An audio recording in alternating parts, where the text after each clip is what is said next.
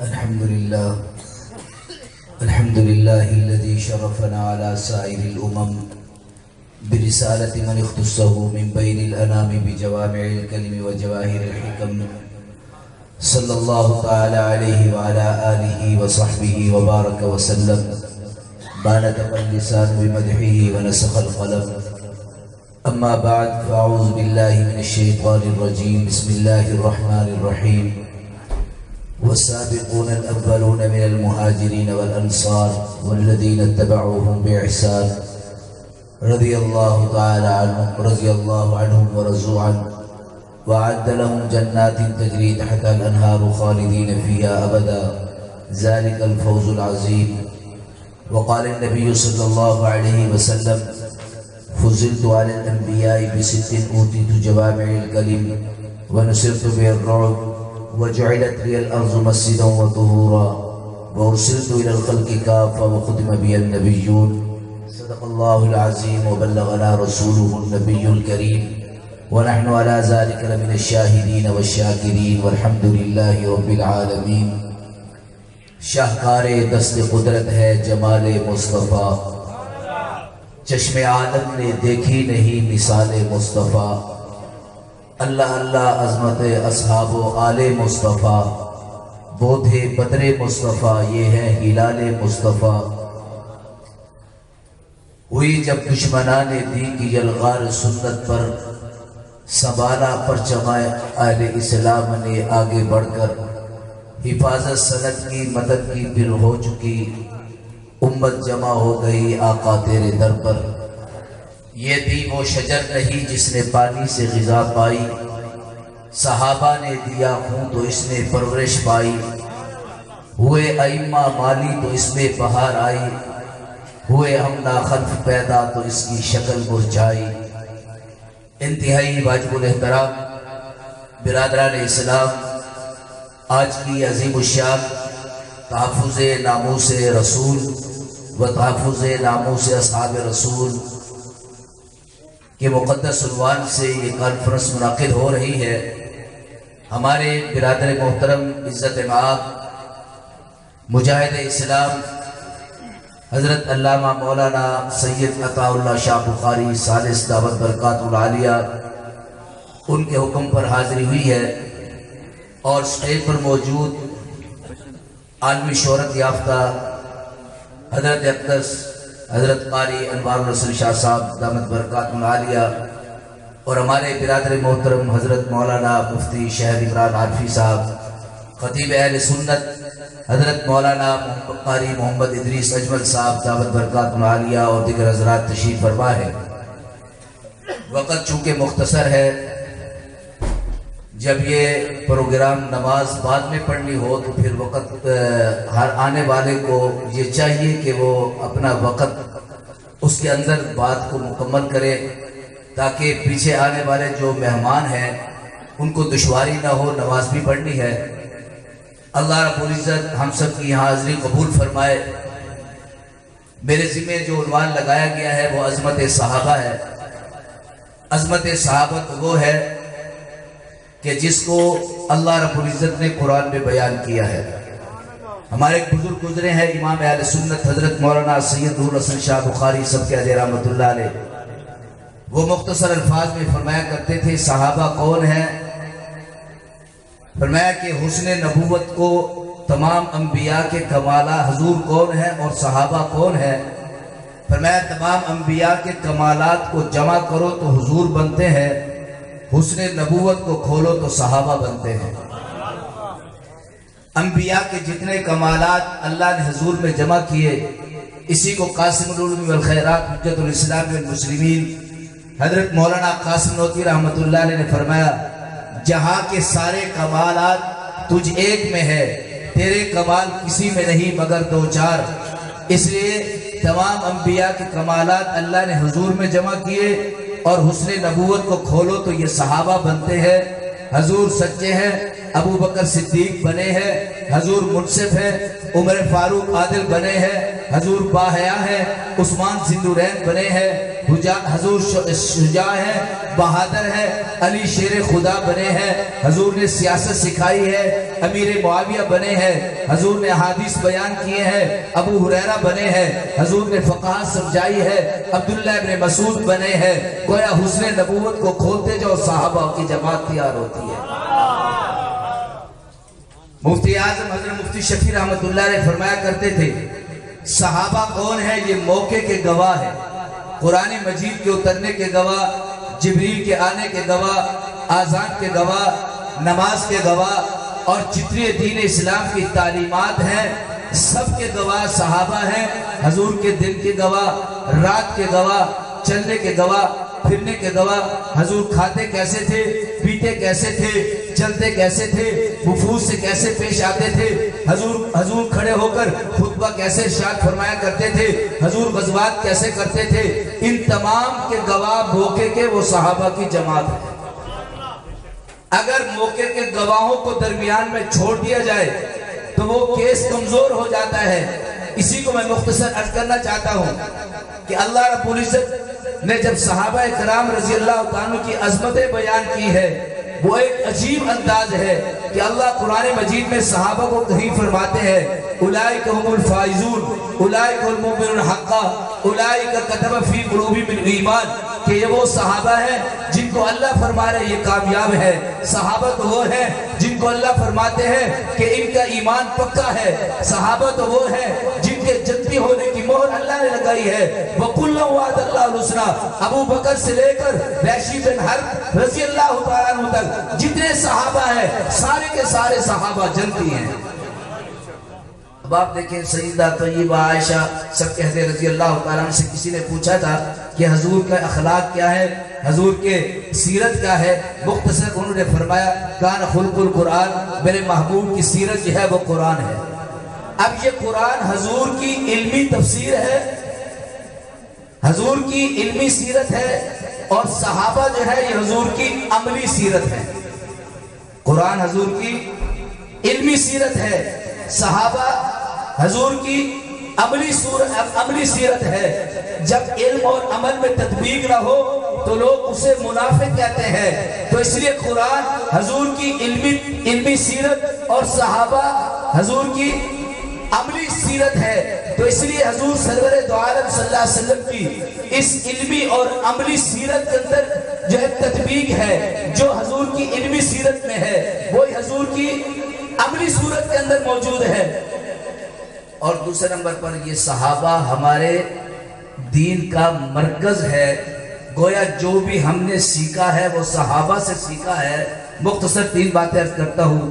اس لیے ہمارے اکابر یہ کہتے ہیں کہ وہ کام جو قرآن و حدیث سے ہم سمجھیں وہ دین نہیں ہے، دین وہ ہے جو قرآن و حدیث سے صحابہ نے سمجھا ہے۔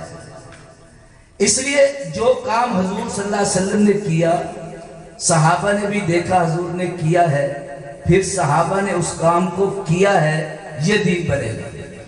اسی طرح وہ کام جس کو صحابہ نے دیکھا کہ حضور نے کیا ہے لیکن صحابہ نے اس کو کیا نہیں، یہ دین نہیں، کیونکہ وہ حضور کی خصوصیت ہو سکتی ہے، معجزات ہو سکتے ہیں، یا کوئی اور معاملہ ہو سکتا ہے۔ جیسے کوئی آدمی حدیث میں پڑھ کر اس پہ عمل کرتا ہے کہ حضور نے تو 11 نکاح کیے ہیں۔ حضور سرور دو عالم صلی اللہ علیہ وسلم سوتے تھے، سو کر اٹھ کر پھر حضور وضو نہیں کیا کرتے تھے، بغیر وضو کے نماز پڑھتے تھے۔ جیسے بخاری کی روایت ہے کہ حضور سو کر اٹھے اور جا کر نماز پڑھی۔ سید عائشہ رضی اللہ تعالیٰ نے سوال کیا، اے اللہ کے نبی اگر آپ بھول گئے یا شریعت کا مسئلہ بنا؟ فرمایا نہ شریعت کا مسئلہ بنا نہ میں بھول گیا ہوں، تنام عینایا ولا ینام قلبی، مجھ محمد پر آنکھیں تو سوتی ہیں پر دل نہیں سوتا۔ اس لیے یہ حضور کی خصوصیت ہے۔ کوئی آدمی حدیث پڑھ کر 11 نکاح کرے، اس لیے شریعت میں مسئلہ ہے ایک آدمی بیک وقت 4 نکاح کر سکتا ہے، اگر وہ 5واں نکاح کرے گا پہلے 4 کی بھی چھٹی ہو جائے گی، ایمان کی بھی چھٹی ہو جائے گی۔ اس لیے دین وہ ہے جو صحابہ نے قرآن و حدیث سے سمجھا۔ تیسری بات، ایک وہ کام جو حضور نے کیا بھی نہیں، صحابہ نے دیکھا بھی نہیں حضور نے کیا ہے، لیکن اس کو صحابہ نے کیا، اب یہ کرنا دین ہے۔ اب آپ پریشان ہو گئے، حضور صلی اللہ علیہ وسلم نے بھی نہیں کیا اور نہ صحابہ نے دیکھا حضور کو کرتے ہوئے، اور پھر بھی صحابہ نے کیا ہے، یہ دین ہے۔ اب آپ دیکھیں کہ حضور سرور دو عالم صلی اللہ علیہ وسلم نے پورے زندگی میں رمضان مبارک میں پورے قرآن مجید کو نہیں پڑھا، نہ ایسے پڑھا ہے نہ ہی تراویح میں پڑھا ہے، لیکن ہم لوگ تراویح میں پڑھتے ہیں اور اس کو سنت سمجھ کے پڑھتے ہیں۔ حضور سرور دو عالم صلی اللہ علیہ وسلم نے پوری زندگی قرآن مجید کو مکمل رمضان میں نہیں پڑھا، نہ ایسے پڑھا نہ تراویح میں پڑھا ہے، اس لیے کہ قرآن مجید کی تکمیل تو ذوالحجہ میں ہوئی، الیوم اکملت لکم دینکم واتممت علیکم نعمتی ورضیت لکم الاسلام دینا، اور حضور سرور دو عالم صلی اللہ علیہ وسلم کا انتقال پرملال وہ ربیع الاول میں ہو گیا، اگلا سال آیا نہیں تو قرآن تو پہلے تکمیل ہو گیا، پچھلے رمضان میں حضور نے پڑھا نہیں، اس لیے صحابہ نے حضور کو نہ پڑھتے ہوئے دیکھا ہے اور نہ حضور نے فرمایا ہے، لیکن صحابہ نے پھر بھی کیا ہے، ہم اس کو پھر بھی دین سمجھ کے کرتے ہیں۔ اس لیے صحابہ اکرام کی جماعت وہ امت کے لیے حجت ہے، دلیل ہے۔ ہمارے بزرگ فرماتے ہیں قرآن کریم جو حضور کی علمی تفسیر ہے، علمی سیرت ہے، کہ جیسے قرآن 23 سال میں نازل ہوا، ایسے صحابہ کی جماعت بھی 23 سال میں تیار ہوئی ہے۔ جیسے قرآن کی سورتوں کی 2 قسمیں ہیں، ایک مکی اور مدنی، اسی طرح صحابہ کی بھی 2 قسمیں ہیں، ایک صحابہ وہ ہیں جو مکی ہیں اور ایک وہ ہیں جو مدنی ہے۔ قرآن مجید کی آیات کی بھی 2 قسمیں ہیں، ایک وہ آیات ہیں جس کو ہم محکمات کہتے ہیں، ایک وہ آیت ہیں جنہیں ہم متشابہات کہتے ہیں۔ محکمات وہ آیات ہوتی ہیں کہ جن میں احکام واضح ہوتے ہیں، ان پر ایمان لانا ضروری ہوتا ہے، عمل کرنا ضروری ہوتا ہے۔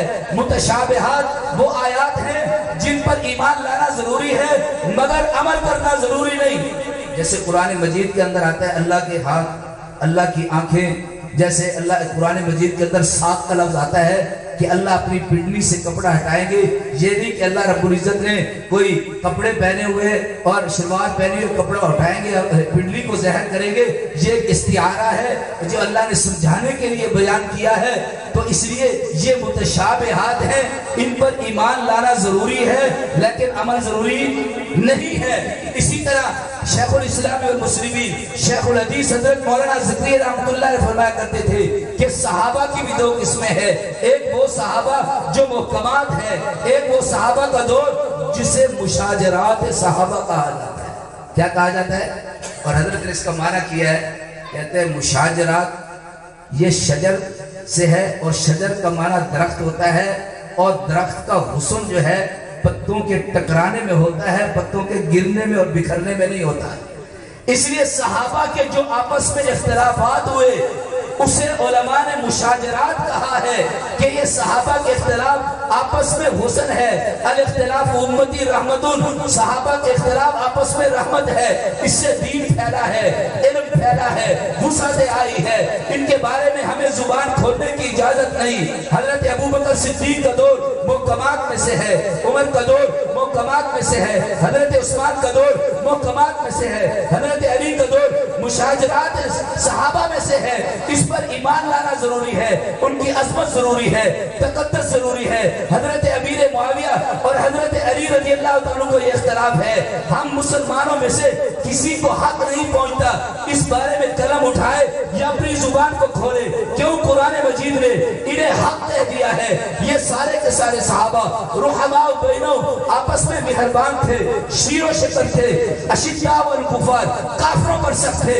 اس لیے صحابہ کرام رضی اللہ تعالیٰ عنہ جیسا ایمان لانا ضروری ہے، ان جیسا عمل قبول ہے، ان جیسی معاشرت قبول ہے، ان جیسا نظام اللہ کے ہاں قبول ہے۔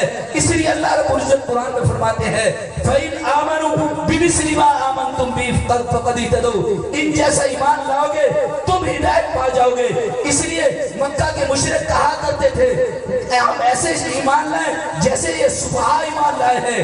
اللہ رب العزت نے صحابہ کا دفاع کیا ہے، کہا یہ صحابہ صفی نہیں، یہ نعوذ باللہ بے وقوف نہیں، الا انہم ہم الصفہاء، جو صحابہ کو بے وقوف کہتے ہیں اللہ عرش پہ بیٹھ کے کہتا ہے خبردار، پکی بات ہے، جو صحابہ کو بے وقوف کہتا ہے اللہ انہیں بے وقوف کہتا ہے۔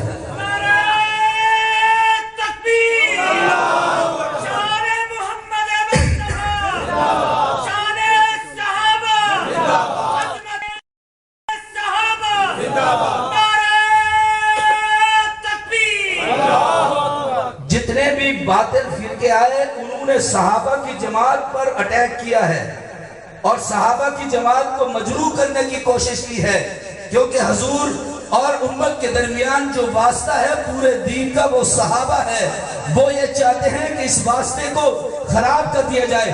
کوئی حضرت ابوبکر صدیق پہ ہاتھ اٹھاتا ہے تو حضرت امیر معاویہ پہ ہاتھ اٹھاتا ہے، تو سیدنا فاروق اعظم پہ بات کرتا ہے، تو سیدنا علی المرتضیٰ پہ بات کرتا ہے۔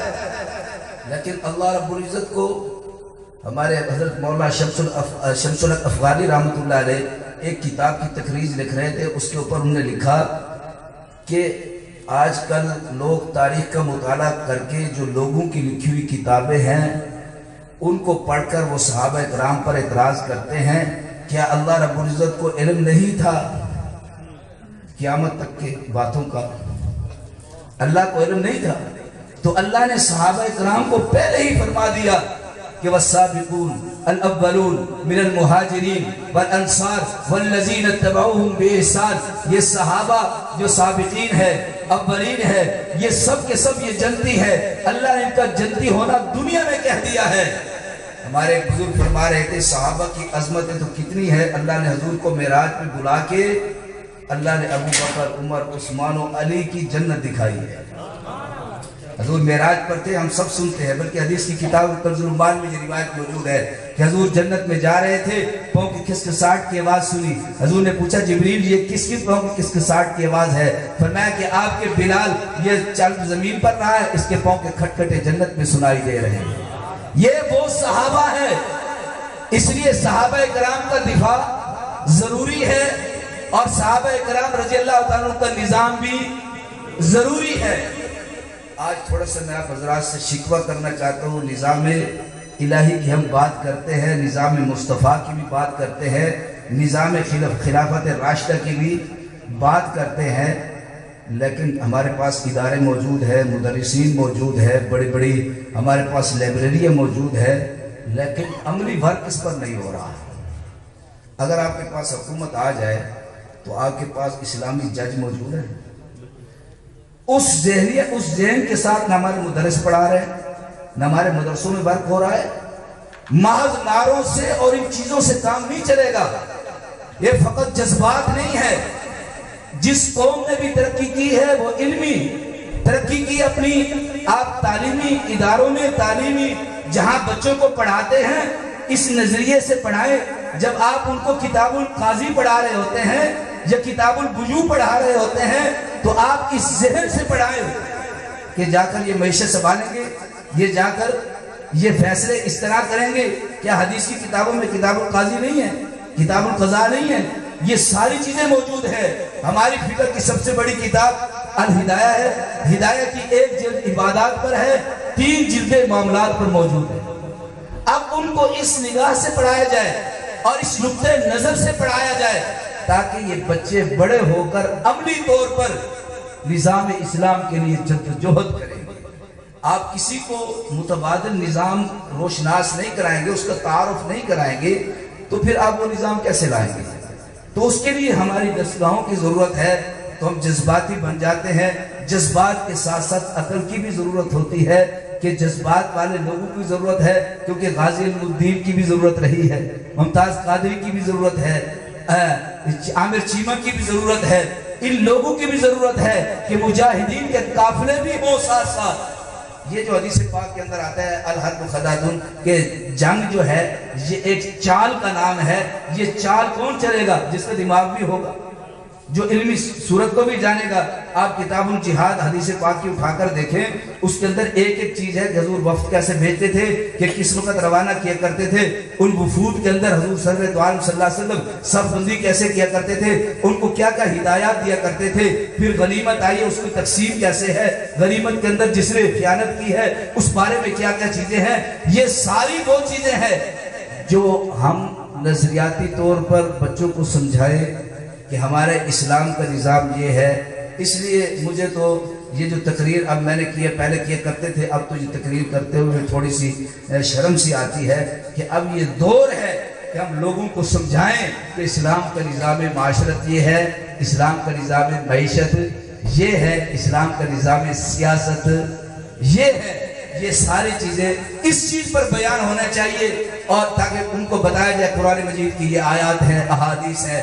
دوسری کمپنی نے یہ سمجھ لیا کہ قرآن مجید جب آدمی مر جاتا ہے اس کے احسان ثواب کے لیے پڑھا جاتا ہے، قبر پر پڑھا جاتا ہے، مردوں کے لیے ہم نے کتاب رکھ دی ہے، حالانکہ قرآن کریم یہ زندوں کے لیے ہے، زندوں پر عمل کرنے کے لیے ہے، مردوں کو بھی کام آتی ہے، ان کو احسان ثواب پہنچتا ہے، لیکن یہ اصل کتاب زندوں کے لیے ہے۔ اس کو زندگی اس لیے اس کی افہام و تفہیم، اس کو سمجھنے کے لیے عقل کی ضرورت ہے، اور اس پر ہم جو ہے عملی طور پر ورک کریں۔ ہمارے برادر حضرت مولانا سید عطا اللہ شاہ بخاری ثالث دامت برکاتہ اللہ ان کی عمر دراز فرمائے، اس حوالے سے عملی جدوجہد کر رہے ہیں۔ ہم سب کو چاہیے کہ ہم ان کا دست بازو بنے۔ اللہ رب العزت جو کچھ کہا میں نے کہا، اللہ اپنی بارگاہ میں قبول فرمائے اور اس پر عمل کی توفیق نصیب فرمائے۔ وآخر دعوانا ان الحمدللہ۔